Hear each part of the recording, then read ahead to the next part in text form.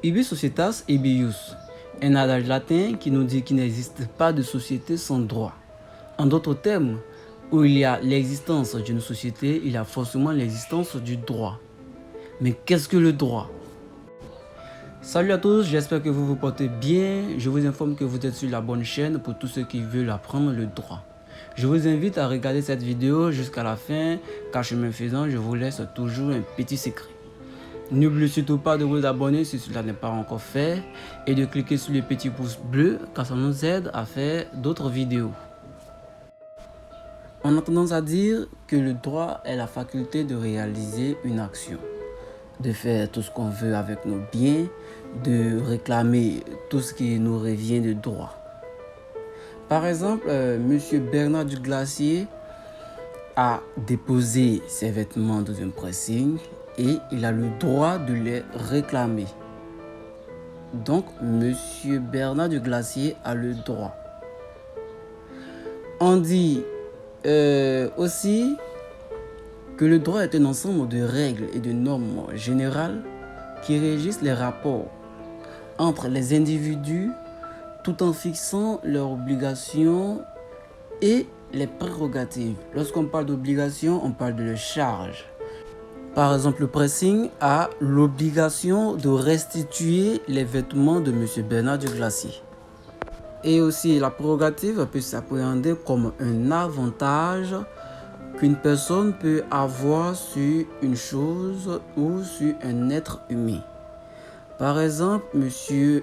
Bernard du Glacier peut s'affirmer en tant que propriétaire de ses vêtements. Et donc, en fixant les obligations et prérogatives ainsi que les règles obligatoires à ne pas transgresser.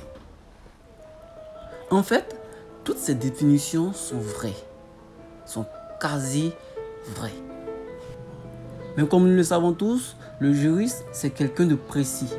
Et donc, pour lui, le droit admet une double définition au nombre desquelles on trouve une définition objective et une autre qui est subjective. Ainsi, le droit est défini objectivement comme un ensemble de règles obligatoires qui régissent la vie en société dont l'une observation entraîne certainement une sanction en provenance de l'État. Par exemple, le code pénal sanctionne toute personne qui soustrait de façon frauduleuse le bien d'autrui et le qualifie par conséquent de vol. La définition subjective nous dit que le droit est une prérogative accordée ou attribuée à un individu dans son intérêt et lui permettant de jouir d'une chose, d'une valeur ou même d'exiger d'autrui une prestation. Prenons le cas de M. Bernard du Glacier qui exige du pressing qu'on lui restitue ses vêtements. Le fait d'exiger la restitution des vêtements est appréhendé comme une prestation que doit accomplir le pressing. Alors vous venez d'apprendre que le droit admet une double définition. Une définition objective, une définition subjective. Lorsqu'on vous demandera de définir le terme droit, n'oubliez pas de donner ces deux définitions. Top secret. Lorsque vous entendrez le droit de, on fait directement allusion au droit subjectif. Exemple, le droit de propriété, le droit de disposition. Ainsi prend fin cette vidéo. J'espère que vous l'avez aimé et sur ce, je vous dis à très bientôt.